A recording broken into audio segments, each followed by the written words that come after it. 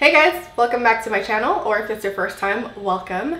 Today I'm going to be doing a get ready with me or testing new products. I feel like I do this a lot, and yes, it's the easiest kind of video to film simply because there's a lot of new makeup all the time and I have a full-time job, so I don't have time to just like fire up a camera and do like bang out reviews all the time. And I figure what better way to give you guys my thoughts on a product versus the just me trying it on.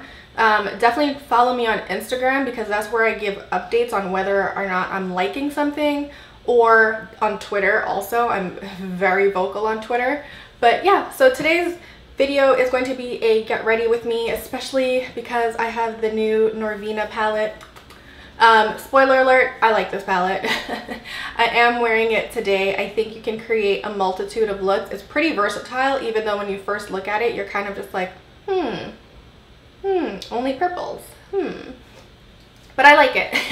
I think this is a good palette. I love the formulation of the ABH eyeshadows. This one is definitely more on par with the Modern Renaissance one in terms of how dense the powders are and how easy they are to blend. The pigmentation is there. I don't think you'll be disappointed if you pick this one up. I am going to be testing out a couple of other products that are new or new-ish, like new to me, not necessarily just hitting out on the market. But yeah, for my primer, I am going to use the Fenty Beauty Pro Filter Primer. This one I like because it's quite sticky, so it really just holds down the shadow really well.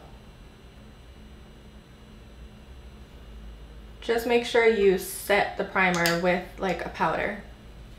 So to set the primer, I'm going to go in with the shade Eccentric, which is this caramelly brown shade. For me, it's more of like my skin tone, so I'm just going to use that to set the powder and then lightly buff that into the crease as a transition shade. Next, I'm going to take this shade Volatile, which is this cool toned like lavender gray color. It's very unique. And I'm going to apply that in the crease using the Sigma E35 brush.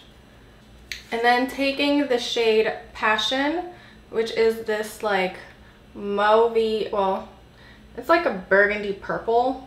And I'm going to apply that to the outer half of my eye and go inwards.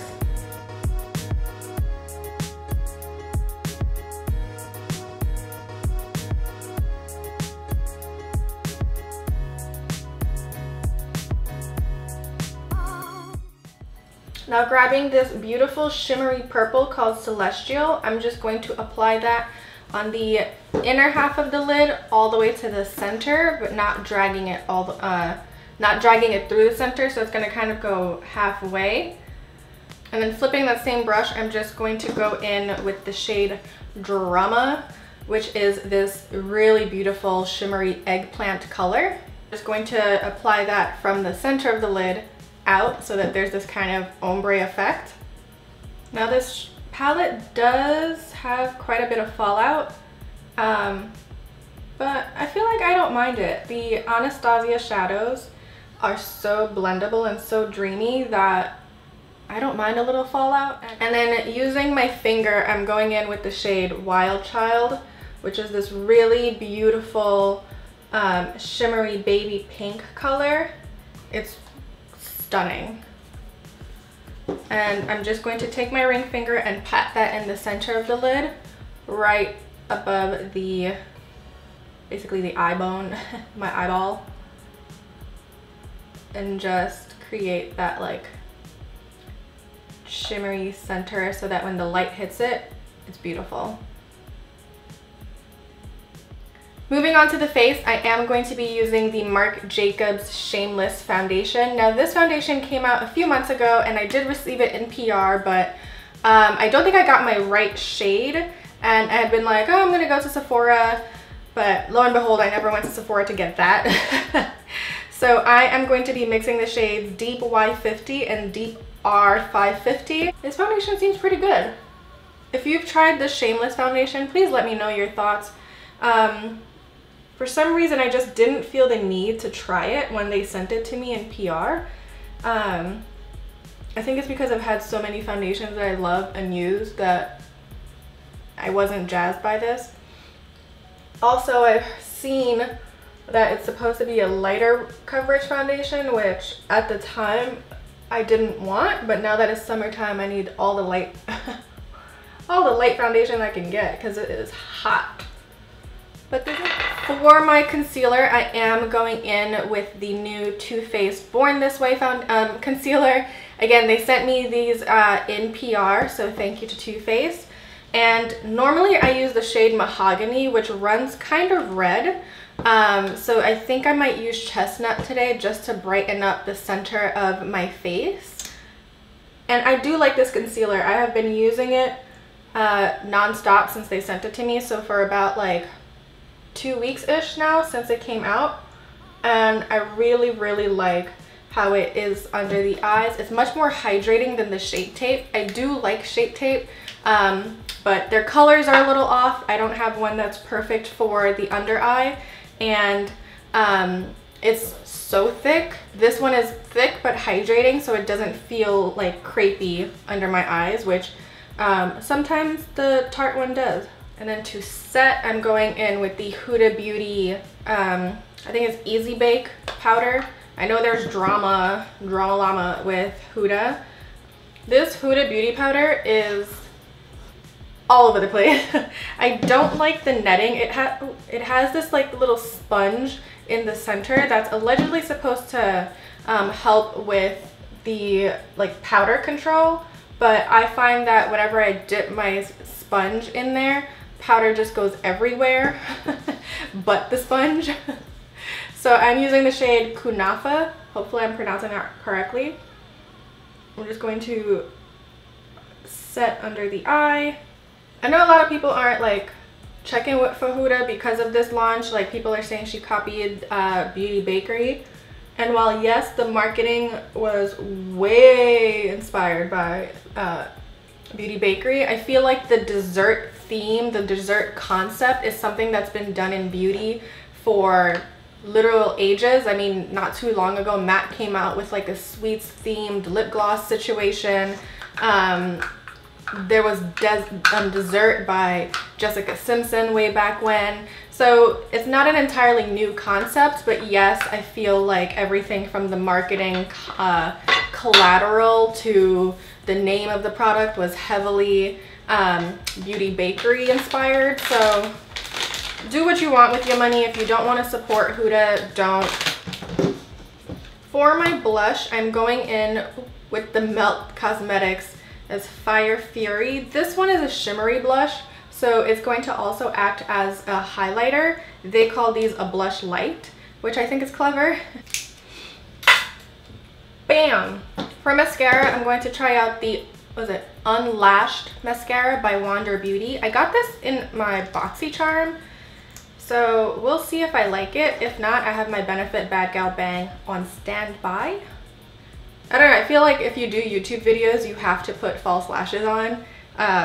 You can if you want. I'm just not going to go through all of that. I like my natural lashes. I have pretty good lashes. When I'm staring straight ahead, you can't really see anything, but when I turn, you can. So, and I'm lazy. To finish off the lips, I am going in with the Estee Lauder Pure Color Love Liquid Lip. This is in the shade Cocoa Banana. Really cute name. I do work for Estee Lauder. These are available online only, so I will put the link below. But this is such a perfect nude, like glossy lip color. It doesn't dry down matte.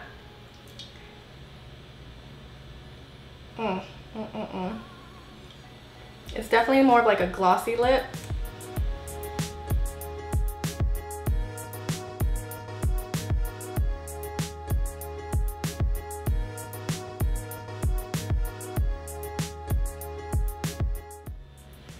Alright, and here we are with the final makeup look. I hope you guys enjoyed it. I really do like the Anastasia palette. I love their palettes. I think they're very soft, they're powdery but not dry, they're buildable, they're pigmented. I haven't been disappointed since, or I haven't been disappointed yet with any of the ABH eyeshadow palettes, any of the newer ones that they were coming out. I feel like I'm in the minority that like the Subculture palette. I didn't have an issue with mine. This one, if you like purple tones, if you love purple's my favorite color, so I had to get it.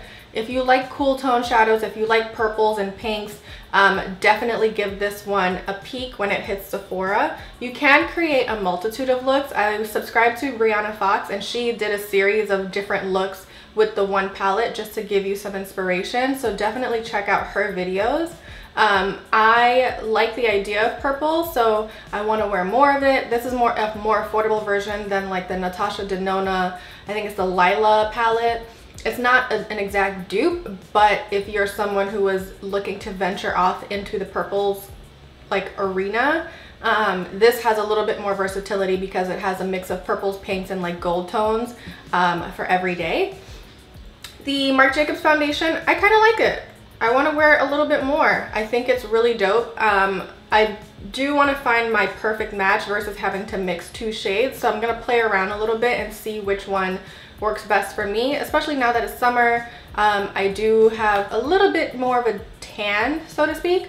The concealer I already gave you guys my thoughts on. The Ulta Beauty powder, I want to play more with it. Again, the little sponge is extremely irritating. So yeah, the powder is a little bit hard to control. It kind of gets everywhere. It's super messy, but I like the brightening under the eyes. They do have 6 shades, so you can pick one for under the eye and then one for all over.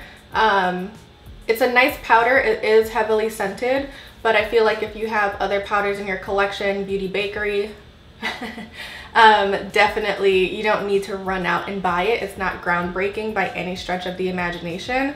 And the lip, of course, I love it.